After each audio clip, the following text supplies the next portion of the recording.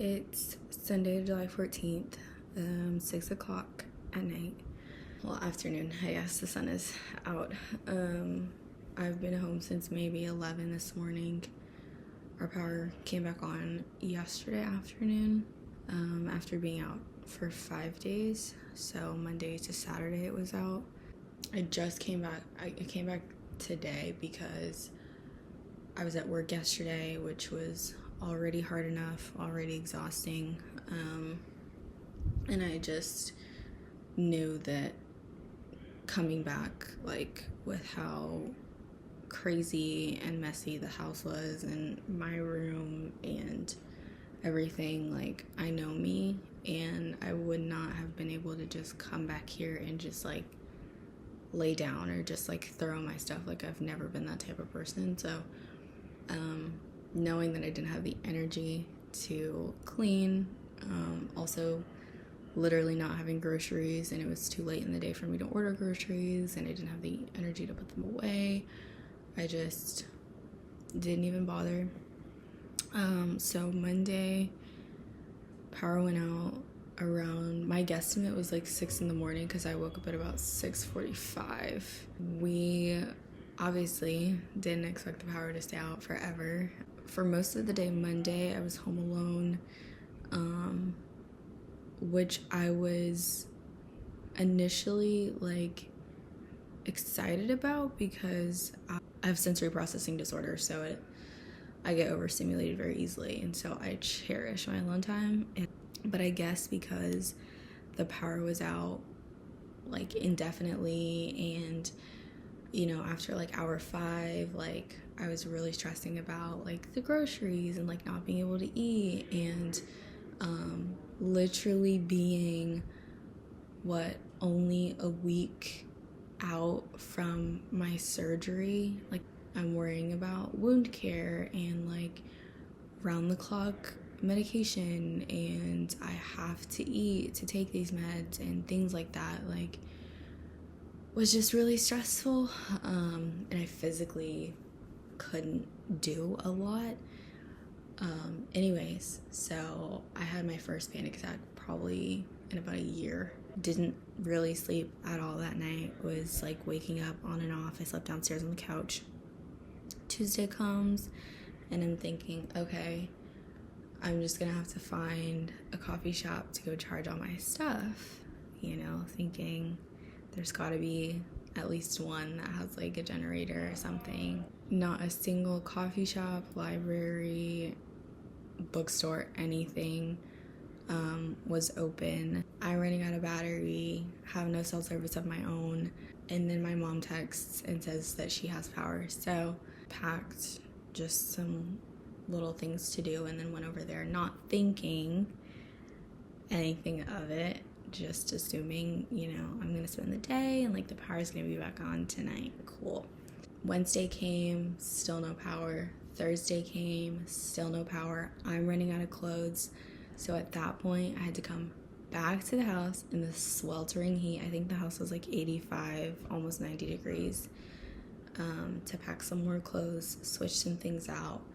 Of course, it's exhausting because not only is it hot, but I'm literally on crutches. So I'm already having a hard time moving around. I'm slower. I'm already fatigued. So then add heat exhaustion. My appetite has also been completely non-existent this week. I've just had such an aversion to food all week. So I'm like literally malnourished, dehydrated, and fatigued. And I'm like walking up and down the stairs, like trying to get things done, like moving about the house. Like everything is just messy and chaotic. Anyways, so I go back. Friday comes, still no power. Saturday comes, mind you, I already had to take off work Tuesday, Thursday, and Friday. I don't work Wednesdays to begin with, but I already had to take off work Tuesday, Thursday, and Friday. Friday, I also had a doctor's appointment, so that was like, you know, those are always exhausting regardless of the situation. Again, I hadn't slept all week. So yeah, then Saturday rolls around, I have to go to work, and then just a little after my second client, Lexi texts and says that there's power. At that point, I'm not even like excited. Like I was, when I tell you, I was so exhausted and overstimulated and anxious. I've been stressed about, because I'm also literally in the process of moving, so I'm like trying to get things arranged for that. I just finished my summer semester and just turned in a major paper. I'm just completely exhausted and over it. I'm like job hunting all week, and it's just like so much. So I'm like not even excited at that point. I'm stressed because, like I said, I know that like once I get here, it's just gonna be a matter of like trying to get everything done before I can even rest. So at that point, I was like, forget it. Like, I'm not going home tonight. Like, I'm just gonna go back to my parents' house and just chill, like try to eat. So that gets us to where we are now at 6 p.m. on this fine Sunday. I literally like was anxious all morning. Again, tried to eat like twice, couldn't. Finally left around 11, and I get home and I'm like, okay, I physically can't clean or try to do anything right now. The least I'm gonna do is just empty out my backpack and then I'll leave it alone. I'm literally going through like my toiletries and stuff, and I'm like putting things away, and then I realized I left my soap at the house, and I'm like, I literally can't go back and go get it. My mom's not in town right now, like I'm just gonna have to wait to get it. But I think that was like my breaking point. Like I could already feel myself wanting to cry all morning even before I left, but that was like my tip of the iceberg. So I literally just like, I remember like walking back to the sink and like putting my toothbrush and toothpaste away, and like I just started bawling, and I legit cried for about an hour, if not an hour and a half. Like I had to like stop what I was doing, and I literally just sat on top of the toilet and just cried for a good like 30 minutes. And then after that, I made myself like get up and come sit on the bed, and then I cried for another like 30 minutes to an hour. I literally don't even remember, because all I could think of was like, I'm so exhausted and I just want to live in a clean space. Like it felt like everything like was contaminated. I just felt like I couldn't, there was just a lot of moving pieces that needed to be handled. Even sitting here and now, like I've obviously calmed down, like I was able to like fall asleep, take a little nap, but yeah, I'm sitting here now and I'm like, it's still like suffocating. Like I have both of the mini fridges in here. I usually only have one. Like they need to be cleaned out. Like when the power went out, there's like mold on the like bottom of the big one, and I like want it out of my room and back in the gym, but I can't lift anything heavy. But it's just gonna sit there, but it still has to be clean. Like it still has to be cleaned. So half my stuff that like I would usually put in my mini fridges as far as groceries is downstairs, which is fine. But again, I'm like out of routine, like things are out of place. Like I understand and can like step back and say that like to the average person, my room is nowhere near a mess, but to me and my standard of living, like my room is just disgusting to me. Like my bedside caddy that I've had, that was, you know, like very convenient during surgery recovery, which I'm technically still recovering. I could keep it there, but I'm like, I just want things back to normal. And I think that's been like, when I cycle through all of my thoughts, I think that's been the main theme of how I've been feeling, is like I just want things to be back to normal.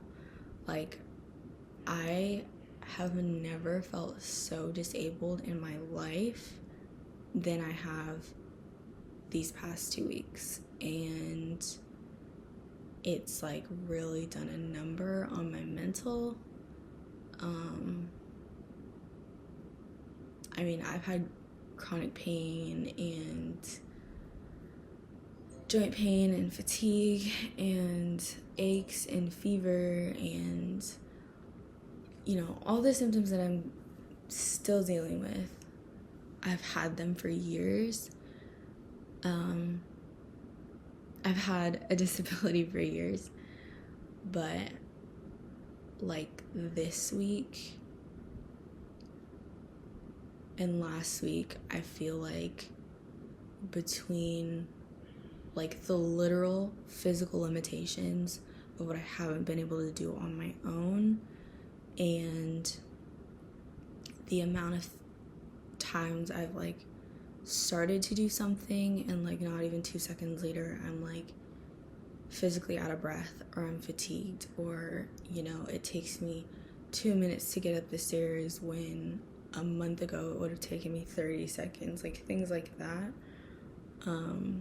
have just really been circling my mind a lot, and I have just been so overwhelmed by the reality of like all of my limitations, and surgery just amplified it so much more. And whereas other times I can push my body or like ignore it or mask it and just be like, you know, you'll pay for it later, like now I literally can't. I physically can't. Like I've just been paying more attention to that. So it's just been like a crazy reality of like, yeah, like you can't, like a lot of the stuff that I've been doing before in ways that I've disregarded my health, like I can't live like that anymore. I think too that the lupus diagnosis and the confirmed endometriosis diagnosis, like they both are really sinking in and kind of solidify that idea too, because I think before, like I could gaslight myself as well in moments where I knew I was in pain, I knew I was fatigued, but because I didn't have a formal diagnosis yet, or I didn't feel like I had my definitive diagnosis, so back when it was like just fibromyalgia, or back when it was that stupid like functional neurologic disorder phase, where they literally tried to tell me I was like converting my stress into all of the things that I was going through. I think now that like we've confirmed that like, yeah, this is what you have and this is why your body does things the way that it does and reacts the way that it does, I think it's a lot harder to lie to myself and say, you're okay, you're fine. Because now instead of saying that, the default in my head is like, you have lupus, go sit down. Like it really like just comes out like that. And I think for the first couple weeks, I was just trying to process and digest and I don't know, like test it out. Like even just saying it, like I have lupus, like just really testing the waters. And especially when it came to like telling friends and family, like how, you know, how I feel about, I'm not a like deep sit down conversation kind of girl. I never have been. So like slipping it in conversation when it comes up, like, you know, anyways, I think this week it's been a little less casual and a lot more real for me. And with that, again, it's just 10 times harder to lie to myself and just say like, oh, you're okay and you're this and you're that. Because on top of that, we started a new medication, 2 of them, well, a new medication that I've never tried before, and a higher dose of a medication that I've tried before. And the new medication is an immunosuppressant, and so I've definitely noticed some of the effects of that. As far as like, I feel a little bit weaker, and I can tell that my immune system is changing, and I'm just getting signs of things that are changing. It's only been 3 weeks on the medicine. We're really waiting 6 to 8 weeks to see if it's really working. I actually go get blood work done tomorrow just to check like my white cell counts and a kidney function and liver function test. Anyways, it's just been crazy, and life is really taking a toll, and I'm really tired, and should have known that I wasn't just gonna bounce back after a week and like just get back to my normal life. Like, I don't know why that's what I expected, but that was a bit of a silly expectation. Anyways, yeah, we're week 2.5 almost, and I'm still fighting so much. And again, I'm on new drugs, so it's not just like I'm dealing with surgery stuff. Like, my body is going through the most right now. I'm not the superwoman that I once was, and it's really bothering me. It's just gonna be an interesting month. College is gonna be interesting. Like, chronically ill in college, how do you do that? Like, I don't know. This is like all firsts for me. Life's crazy. I'm gonna take a nap because I'm tired again.